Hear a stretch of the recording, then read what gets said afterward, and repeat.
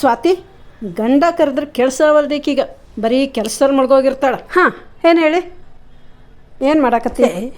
ಮಳೆ ಬರಂಗಾಗಿತ್ತು, ಅದಕ್ಕೆ ಎಲ್ಲ ಚಾದರಗಳು ತಗೊಂಡು ಬಂದೀರಿ. ಸ್ವಾತಿ, ಚಾದರ ಎಷ್ಟು? ಚಾದರ ಎಷ್ಟು? ಹಾಂ, ಚಾದರ ಎಷ್ಟು? ಚಾದರ ಎಷ್ಟದ? ಅವು ಏನಕ್ಕೆ ಬೇಕು ನಿಂಗೆ?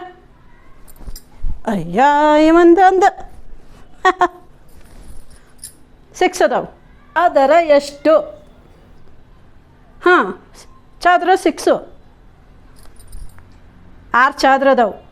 ಚಾದರ, ಚಾ ಅಂದ್ರೇನು? ಟೀ. ಚಾ ಅಂದ್ರೆ ಟೀ, ದರ ಅಂದ್ರೆ ರೇಟ್. ಚಾದರ ಅಂದರೆ ಚಹಾ ರೇಟ್. ನಿನ್ನೆ ಹೋಟ್ಲಿಗೆ ಹೋಗಿದ್ವಲ್ಲ, ಚಾದರ ಎಷ್ಟು ಅಂತ ಈಗ ಹೇಳು. 25 ರೂಪೀಸು. ಏನು ತಲೆ ತಿಂತೀರಿ ನೀವು? ಓ, ಚಾದರ, ಚಹಾ ದರ. ಚಾದರ, ಚಹಾ ದರ. ಚಹಾ ದರ ಎಷ್ಟು? ಚಹಾ ದರ 25 ರೂಪಾಯಿಗಳು. ಸರಿನಾ? ಏನು ರೀ ನೀವು, ಕೆಲಸ ಎಷ್ಟೈತಿ, ಸುಮ್ಮನೆ ತಲೆ ತಿಂತೀರಿ. ಮಾಡ್ತೀನಿ. ಇವಾಗ ಇದಿಷ್ಟು ಚಾದ್ರನ ಚೆನ್ನಾಗಿ ಮಡಚಿ ವಾರ್ಡ್ರೋಬ್ನಾಗ ಇಡ್ರಿ, ತಗೊಳ್ರಿ. ಅಯ್ಯೋ ಸ್ವಾತಿ, ಸಾರಿ. ಇಂಥ ಟಾರ್ಚರ್ ಕೊಡೋ ಹೆಂಡತಿಯರಿಗೆ ಕೂಡಲ ಸಂಗಮ ದೇವನೆಂತೊಲಿವನಯ್ಯ. ಮರ್ಚಿಡ್ಬೇಕು ನೀಟಾಗಿ. ನೀವು ತರಲೆ ಮಾಡಲಿಲ್ಲ ಅಂದರೆ ಎಲ್ಲ ನಾನು ಮಾಡ್ತಿದ್ದೆ ತಾನೆ.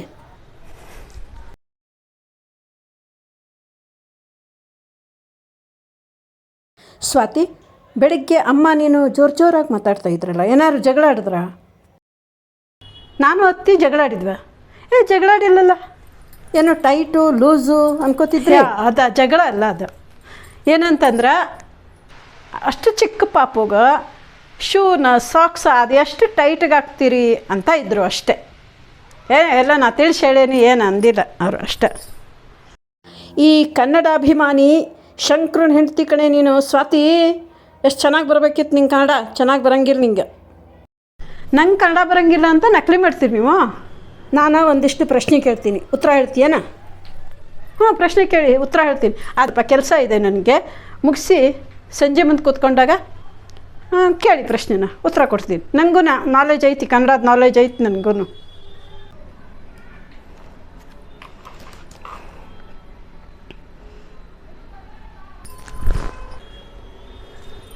ಏನು ರೀ ನೀವು ಕೆಲಸ ಮಾಡ್ತಾ ಇರೋದು ಕಾಣಿಸಲ್ವಾ?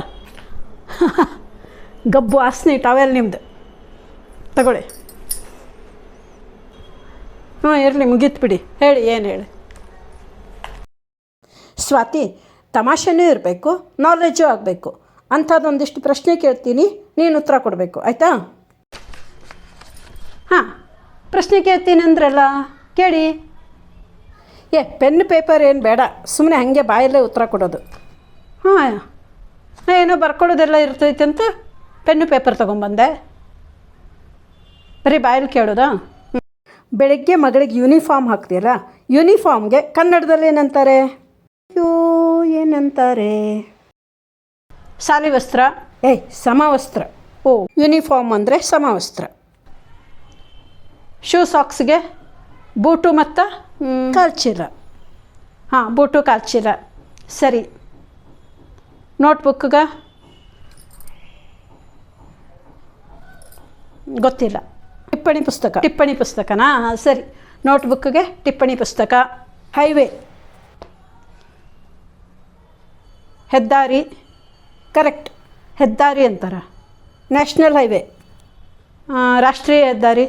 ಸ್ಟೇಟ್ ಹೈವೇ, ರಾಜ್ಯದ ಹೆದ್ದಾರಿ. ನಮ್ಮ ತಲೆ ತಿಂತೀರಿ ನೀವು. ಟೇಬಲ್ಲು, ಮೇಜು, chair, computer, mobile, pen, pencil, bus, rail, style ಎಲ್ಲನೂ ಸ್ಟೈಲಾಗಿ ಇದ್ದಕ್ಕಿದ್ದಂಗೆ ಬಳಸ್ತೀರಿ. ಕನ್ನಡ ಭಾಷೆಯಲ್ಲಿ ಬೇರೆ ಭಾಷೆಗಳಿಂದ ಬಂದಂಥ ಪದಗಳು ಸಾಕಷ್ಟಿವೆ ಸ್ವಾತಿ. ಕೇವಲ ಗಣಕಯಂತ್ರ, ಸಂಚಾರಿ ದೂರವಾಣಿ ಅಂತ ಭಾಷಾಂತರ ಮಾಡೋದರಿಂದ ಕನ್ನಡ ಉದ್ಧಾರ ಆಗಲ್ಲ. ತುಂಬ ಸರಳವಾದ, ಸುಂದರವಾದ ನೂರಾರು ಕನ್ನಡ ಪದಗಳು ಸತ್ತೋಗ್ತಾ ಇವೆ ಇವತ್ತು.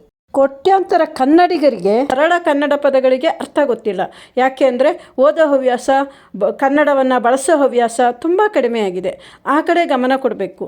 ನಾವು ಸಾಕಷ್ಟು ಓದಬೇಕು, ಓದೋ ಒಂದು ಹವ್ಯಾಸವನ್ನು ಬೆಳೆಸಬೇಕು, ಮತ್ತು ಕನ್ನಡ ಪದಗಳನ್ನು ಬಳಸೋ ಹವ್ಯಾಸ ಬೆಳೆಸಬೇಕು. ಇದರಿಂದ ಕನ್ನಡ ಉದ್ಧಾರ ಆಗುತ್ತೆ. ಕನ್ನಡ ಪದಭಂಡಾರ ಸಮೃದ್ಧವಾಗಿದೆ. ಅದಕ್ಕೆ ಬೇಕಿದ್ದಂತೆ ಪದಗಳನ್ನು ಸ್ವೀಕರಿಸೋದು, ಮುಂದೆ ಹೋಗ್ತಾ ಇರೋದು. ಏಯ್ ಶಂಕು, ಇವತ್ತು ನೀನು ನಂಗೆ ಪ್ರಶ್ನೆ ಕೇಳಿದೆಯಲ್ಲ, ಅದನ್ನೆಲ್ಲ ನಾನು ಯೂಟ್ಯೂಬ್ದಾಗ ಹಾಕ್ಲೇನಾ? ಮೊದಲ ಕುಳ್ಗದೀನಿ, ಇತ್ತೀಚೆಗೆ ಫ್ಯಾಟು ಆಗೇನಿ, ಅಸಹ್ಯ ಕಾಣ್ತೀನಿ, ಹಾಕ್ಬೇಡ. ನಾವು ನೋಡೋಕ್ಕೆ ಹೆಂಗೆ ಕಾಣಿಸ್ತೀವಿ ಅದು ಇಂಪಾರ್ಟೆಂಟ್ ಅಲ್ಲ, ನಾವು ಹೇಗಿದ್ದೀವಿ ಅನ್ನೋದು ಇಂಪಾರ್ಟೆಂಟು. ಹಾಂ, ಮತ್ತು ಒಂದು ಕೆಲಸ ಅಂತ ಮಾಡ್ತಿರ್ತೀವಿ, ಅದಕ್ಕೇನು ನ್ಯಾಯ ಕೊಡ್ತೀವಿ. ಒಂದು ಸಂಸಾರ ಅಂತ ಕಟ್ಕೊಂಡಿರ್ತೀವಿ, ಅದಕ್ಕೇನು ನ್ಯಾಯ ಕೊಡ್ತೀವಿ, ಅದು ಇಂಪಾರ್ಟೆಂಟು. ಹೌದಿಲ್ಲೋ? ಮತ್ತು ನಾನು ಕುಳ್ಗದೀನಿ, ನೀನು ಬೆಳ್ಳಗದೀಯಾ. ನಾನು ಕನ್ನಡ ಅಭಿಮಾನಿ, ನೀನು ಕನ್ನಡಿ ಅಭಿಮಾನಿ. ಕನ್ನಡಿ ಅಭಿಮಾನಿ ಅನ್ಬೇಡ, ನಾನೇನು ಕನ್ನಡಿ ಮುಂದೆ ನಿಂತ್ಕೊಂಡಿರೋಂಗಿಲ್ಲ. ನನಗೆ ಬುಕ್ ಇಷ್ಟ, ನಿಂಗೆ ಫೇಸ್ಬುಕ್ ಇಷ್ಟ, ಹಾಗೇನಿಲ್ಲ. ನಮ್ಮಿಬ್ಬರ ಜೋಡಿ ಮೌನ ರಾಗ. ನಾ ಸೈಲೆಂಟಾಗಿರ್ತೀನಿ, ನೀನು ರೀ ರೀ ಅಂತ ಮುದ್ದು ಮಾಡ್ತಾ ರಾಗ ತೆಗಿತಾ ಇರ್ತೀಯ. ನೀ ಮಾತ್ನಾಗ ಮಳ್ಳಿ, ಮನಸ್ನಾಗ ಕಳ್ಳಿ. ನನ್ನ ಮನಸ್ಸು ಕದ್ದ ಕಳ್ಳಿ ನೀನು, ಅಷ್ಟೇ.